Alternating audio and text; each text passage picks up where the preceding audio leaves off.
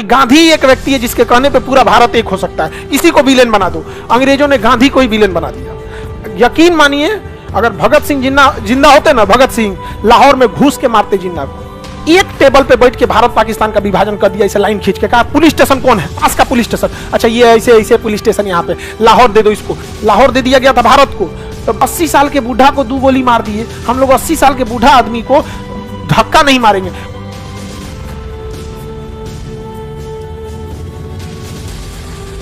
Myanmar का पुराना नाम बर्मा, ये 1935 में अंग्रेजों ने कहा कि इसे अलग कर देंगे और 1937 में अलग कर दिया। 1935 में कहा कि भारत से अलग करेंगे और 1937 में अलग कर दिया। और हम भारतीय 1947 में चुपचाप यह स्वीकार कर लिए कि म्यांमार हमसे अलग हो गया। म्यांमार हमसे अलग। शिक्षा जिस दिन छीन लेगा ना, तो जमीन पे बैठने वाले इंसान को भी लगेगा कि उसे किसी चीज की कमी नहीं है। समझ गए? चाहे जितना चौपट रहेंगे आपको पता ही नहीं चलेगा, आप जिंदा रहने को विकास समझेंगे। हम लोग 47 में रहते लोग ना, 47 में अंग्रेज जैसे गए चढ़ के ले लेते म्यांमार वापस। 10 साल तो हुआ था अलग हुए, वापस ले लेते हैं। और उसमें भी क्या करते हैं, यहाँ ज्यादातर लोग बौद्ध लोग थे, महाबोधि वृक्ष ले जाते हैं। बौद्ध धर्म की एक और संगीती आदमी यहाँ पे बौद्ध भिक्षुकों को ले आके यहाँ बड़ा सा, इतना युद्ध से पहले यहाँ पे ना अपने आप को ये घोषित कर देना कि हम बौद्ध विरोधी नहीं है, क्योंकि युद्ध में धर्म बहुत मायने रखता है। समझ में आ गया? बोध गया में बड़ा का यज्ञ कराता आदमी, एकदम पूरी दुनिया से बौद्ध लोगों को बुला के ले आता है। खत्म होने तो इसको गले, आप वहां क्या कर रहे हैं? बौद्ध धर्म स्थली यहाँ है, आइए ज्ञान आपको यहाँ मिलेगा। यहाँ भाई बहुत, हम लोग बौद्ध विरोधी नहीं है, हम लोग बौद्ध धर्म की बहुत पूजा करते हैं। हम लोग यहाँ पे, हम सिक्किम गए थे तो जितना बौद्ध मठ थे सब जगह गए थे वहां पे। और बौद्ध मठ ऐसे ऐसे पहाड़ पे बनाए कि जाके ना अजीब फीलिंग हो रही थी कि बाप रे, तो नया दुनिया है कोई यहाँ पर। और वहां पे पाली भाषा में वो सब चल रहा था, ये वो। हम गए वहां पूजा पाठ की, तो लोगों को पहचान गए हमको। हम कह रहे तो हो गया काम अब। आगे बढ़े, किसी को दिक्कत? तो बताइए हम लोग गलती किए कि नहीं किए? आज हो पाएगा? आज म्यांमार हम लोग को आंख दिखा रहा है। वहां पे म्यांमार की प्रधानमंत्री आंग सांग सू की, वो दिल्ली से पड़ी हुई यहाँ पे, तो भारत में थे। चाइना क्या किया, यहाँ सेनापति को कह के आंग सांग सू की को जेल भेजवा लिया और यहाँ पे सेनापति कब्जा कर लिया। कौन कब्जा कर लिया और किसके फेवर में? श्रीलंका में भी चाइना, मालदीव में भी, और पाकिस्तान तो उसका रखेल है। अफगानिस्तान तो बर्बादे हो गए। यहाँ पे आगे बढ़ते हैं। यहाँ पे म्यांमार, क्या हमें अलग देना चाहिए? हाँ, कभी नहीं। यहाँ पे हम लोग गलती किए कि नहीं किए? और गलती भी किए कि आजादी के बिहाने लड़ लेना चाहिए हम लोग को। किस पे? पाकिस्तान पे। अंग्रेज गए सब बिहाने छोड़ देते लोग। Good morning Lahore, good morning Karachi, दौड़ जाना चाहिए, आओ गले मिलते हैं, गले मिलते हैं। गले मिलके उठा, एक हक आदमी एक हक को ले आता तो काम हो जाता है। थाली में सजा के दे दिया हम लोगों ने, और उसके बाद हम लोग बहादुरी में गिनती होती है। ये बताइए, हम लोग ये भी नहीं मानते हैं कि आजादी के वक्त हम लोग आजादी तो ले लिए, विभाजन क्यों होने दिए? अंग्रेजों ने कहा कि यार ये सब हमले हमारे पीछे पड़ जाएंगे सब, कोई ना कोई इसमें आएगा जो कहेगा कि आजादी तो ठीक है, विभाजन ठीक नहीं है, इन सबको इसी में उलझाओ। उसने जिन्ना को चढ़ा दिया, मार दे, और यहां घोषित कर दिया कि गांधी है तो विभाजन किए। उसको पता था कि गांधी एक व्यक्ति है जिसके कहने पे पूरा भारत एक हो सकता है, इसी को विलेन बना दो। अंग्रेजों ने गांधी को ही विलेन बना दिया। आज भारत के लोगों को लगता है कि नाथूराम गोडसे बहुत अच्छा किए। अरे भैया, गोडसे आप में इतना ही खून में गर्मी थी, जिन्ना को क्यों नहीं मार दिए? मार देते। आजादी की लड़ाई में इतने अंग्रेज थे, एगो को तमाचा तो मारे रहते यार। ये खुद तमाचा तो मारे रहते। 80 साल के बूढ़ा को 2 गोली मार दिए। हम लोग 80 साल के बूढ़ा आदमी को धक्का नहीं मारेंगे। उस इंसान को चला नहीं जाता था तो कंधा पे हाथ रख के चलता था।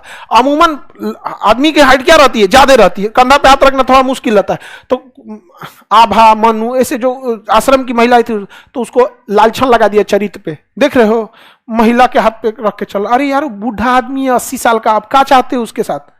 वो बूढ़ा आदमी को हाथ पर काम करेगा 80 साल के उम्र में। 6 महीना बचल था 80 साल में, मार दिया वहां पे गोली। वाह! अरे भाई, जिन्ना को मारता, लेकिन जिन्ना को मारने के लिए भगत सिंह जैसा कलेजा चाहिए था। भगत सिंह जैसा, नाथूराम गोडसे जैसा। 80 साल को बूढ़ा को मार के अगर कोई आदमी अपने को बहादुर कर रहा है तो धन्य है वो। ढकेल देता तो मर जाता वो आदमी। ढकेल देता, 80 साल के बूढ़ा आदमी को तेजी ढकेल देगा, नहीं मर जाएगा। वाह, अब समझ में आता है देश गुलाम क्यों रह गया। हम लोग भौगोलिक गुलाम, राजनीतिक गुलाम नहीं, मानसिक गुलाम थे। अंग्रेजों को पता था कि ये गांधी जो है ना, गांधी ये चाहेगा ना तो ये कुछ करा देगा यहां पे। अच्छा, जिन्ना को टीबी था, जिन्ना को क्या था, टीबी। अंग्रेजों ने जांच कराया, हॉस्पिटल किसका, अंग्रेज का, निकल गया जिन्ना को टीबी। अरे बाप रे बाप, जिन्ना मर जाएगा, जिन्ना मर जाएगा। लॉर्ड माउंटबेटन फोन किया, हे महाराज जिन्ना मर जाएगा। और जहां जिन्ना मरा ना, तो किसी मुस्लिम नेता में इतनी ताकत ही नहीं थी कि पाकिस्तान अलग करा दे। अंग्रेजों ने कहा था कि हम 1948 में भारत को आजाद कर देंगे, 1948 में भारत को आजाद कर देंगे। कहा कि रे जिन्ना को टीबी है, मर जाएगा रे भैया, ये मर जाएगा। एक काम करो, अगर ये मर गया तो केवल देश आजाद होगा, टुकड़ा नहीं होगा। और गांधी की एक बात पे सब लोग एक हो जाएंगे। वो एक गांधी था जिसने 1800 भारत छोड़ो आंदोलन करा दिया। वो गांधी था जिसने नमक आंदोलन के लिए पूरे देश को खड़ा कर दिया। गांधी था जिसने सविनय अवज्ञा आंदोलन कर दिया। वो गांधी था जिसने असहयोग आंदोलन खड़ा कर दिया। हम सारे नेताओं की इज्जत करते हैं जो स्वतंत्रता के लिए जान दिए, चाहे जिनका नाम हुआ या जान नहीं हुआ। लेकिन हम ये कहते हैं कि इतना बड़ा प्रभाव भी तो डालना चाहिए। आप किसी एक व्यक्ति के नाम के लिए किसी दूसरे को अपनी ऊंचाई बढ़ानी है, अपनी ऊंचाई करो, कि किसी छाती पे चढ़ के ऊंचाई बढ़ाओगे। भगत सिंह को कौन रेस्पेक्ट नहीं करता है, लेकिन यह कहना कि गांधी को मत करो, भगत सिंह को करो। क्योंकि अगर भगत सिंह सही है, ठीक, भगत सिंह की जो योगदान था बेहतर था, उसके बाद भी अंग्रेज रह गए थे, समझा कि नहीं गया।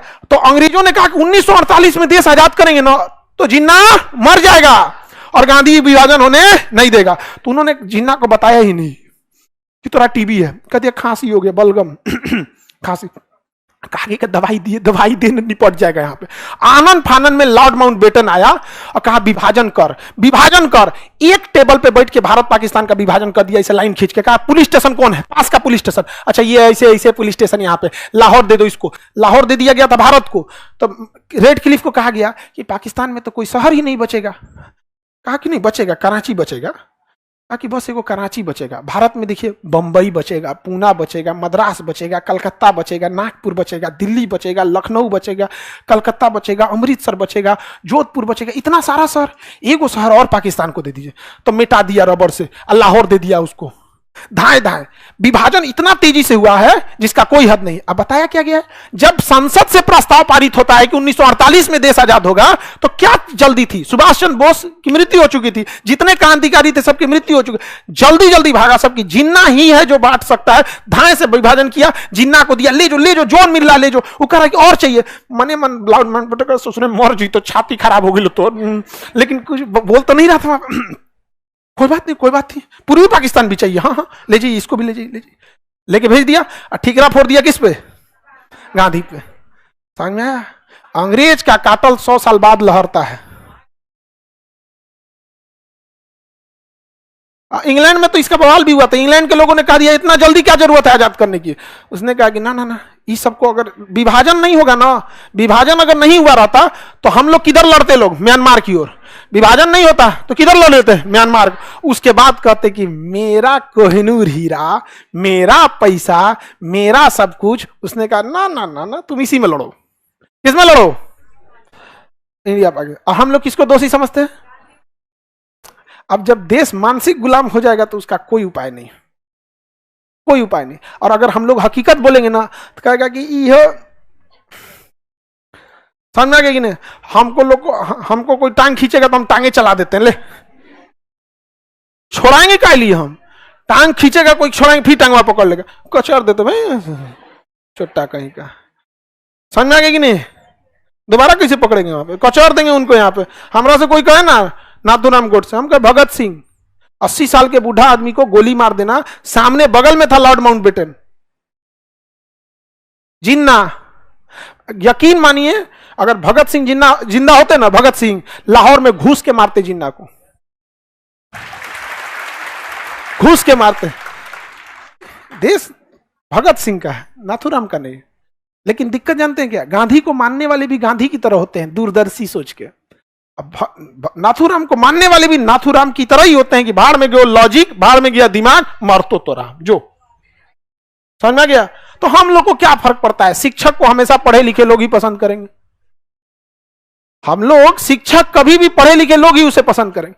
जिसके घर अशिक्षा है उसका सबसे बड़ा दुश्मन शिक्षा और शिक्षक है। है कि नहीं? तो उसको कौन कर सकता है? कोई दिक्कत नहीं। हमेशा याद रखिए, जिस तरह से भारत में चाणक्य ने चंद्रगुप्त मौर्य को बनाया, शिक्षक अपनी रक्षा के लिए अपने संरक्षक खुद बना लेता है। समझ आ गया कि नहीं आ गया? तो हम लोग को अपने लिए क्या दिक्कत है? कोई होगा आप लोग जवाब देने के लिए इनफ है? नहीं है? तो हमें आजादी कब मिलना चाहिए था? मिला 48। सोचा जिन्ना को टीवी हो गया। समझ आ गया कि नहीं आ गया? क्या हो गया? जैसे आजाद हो गया जिन्ना मार गया, उधर मार गया, टीवी से मरा था, टीवी से मर गया था वहां पे, बताया नहीं गया था कि जिन्ना हुआ। उसके बाद कोई था ही नहीं। समझ में आया? आगे बढ़े। आप उस टाइम नहीं थे रे गधा, हम इतना पुराना।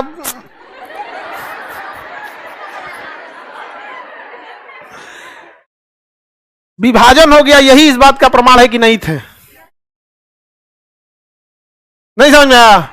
नहीं तो बांध के हथियार नहीं हो रहता ना, तो ईद में गले मिलने जाते उससे, जिन्ना भाई।